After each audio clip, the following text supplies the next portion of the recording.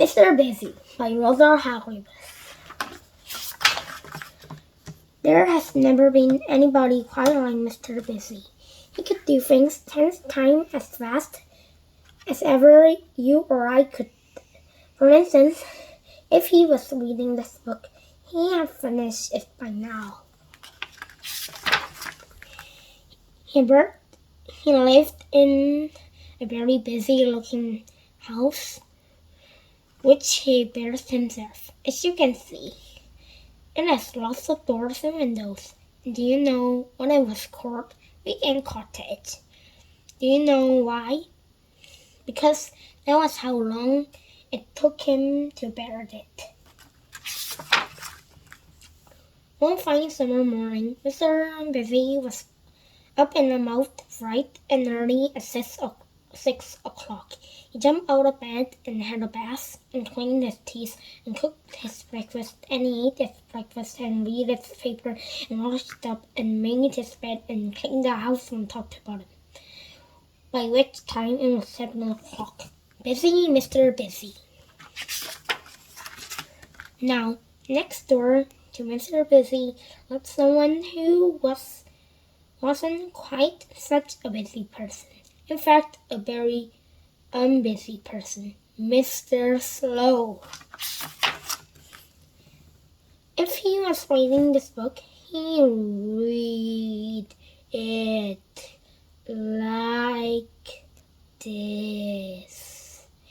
He'd stare beyond the first page, and that same fine summer morning, I sat 7:05, when Mr. Busy knocked at his door.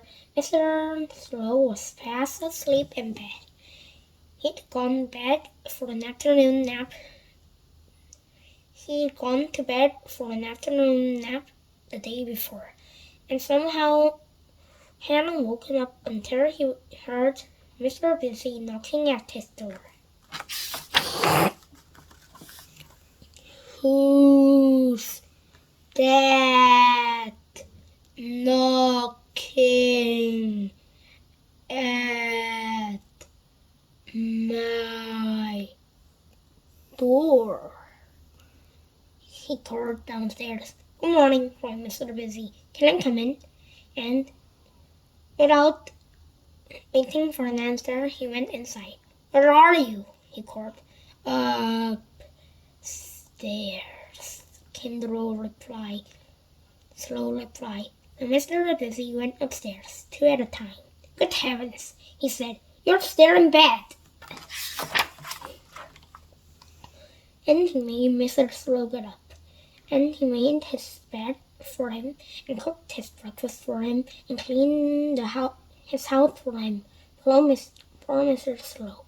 He hated to be rushed and flushed. Right, said Mr. Busy briskly. It's a fine day. Let's go for a picnic. Mr. Slow poured a face. I don't like picnics, he complained. Nonsense, replied Mr. Busy, and began himself around Mr. Slow's kitchen, making up a picnic for the 2 of them. It took him a minute and a half. Right, he called when he finished. Off we go. And he bustled Mr. Slow out of his front door, and off they set. As you can imagine, Mr. Busy works extremely quickly. And as you can imagine, Mr. Slow doesn't. So by this time, Mr. Busy had worked a mile. Do you know how far Mr. Slow had walked? His own garden gate.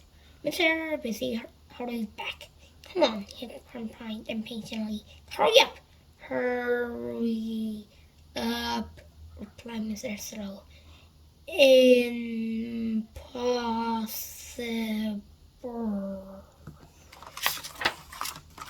Oh, all right, said Mr. Busy. We'll have a picnic in your garden. Wait a minute, Slow, he added. The grass needs cutting. And then he rushed back to Weekend Cottage and rushed back again to his lawnmower and rushed up and down, cutting Mr. Slow's lawn. It took him 2.5 minutes. It would take him 2 minutes, but he had to mow around Mr. Slow, who couldn't get out of the way in time. Right, cried Mr. Busy. Picnic time! And together on the fine summer day, they would have a fine picnic. Where actually Mr. Busy has a finer picnic than Mr. Slow because he ate more quickly and ate most of the food. Mr. Busy stretched out on the grass. That was fun, he said. I like picnics. You do. I don't, said Mr. Slow. Tell you what, went on Mr. Busy, nodding, and tomorrow we'll go on a proper picnic out in the country.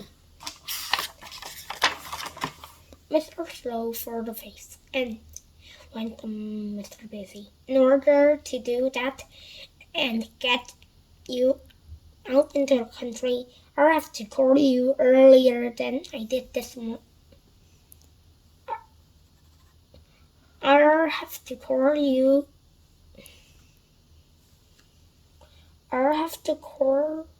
for you earlier than I did this morning. Mr. Slow furrowed another face. See you tomorrow then, said Mr. Busy, and went home and cleaned his house from bottom to top. The following morning, Mr. Busy jumped out of bed at 5 o'clock and had a bath and cleaned his teeth and cooked his breakfast and ate his breakfast and read his paper and washed up and made his bed and cleaned the house from top to bottom, by which time it was 6 o'clock. He went and knocked on Mr. Slow's front door. Come on, he cried. Time to be up and about. Picnic day! No reply. Come on, cried Mr. Busy again. No reply. Mr. Busy went inside and went upstairs 3 at a time and into Mr. Slow's bedroom, expecting to find him in bed. He wasn't.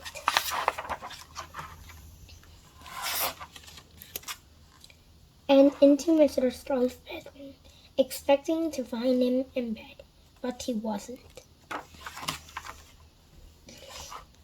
And he wasn't anywhere upstairs, and he wasn't anywhere downstairs. Bother, said Mr. Busy. I wonder where he's got to. Where Mr. Slow? Bother, said Mr. Busy. I wonder where he's got to.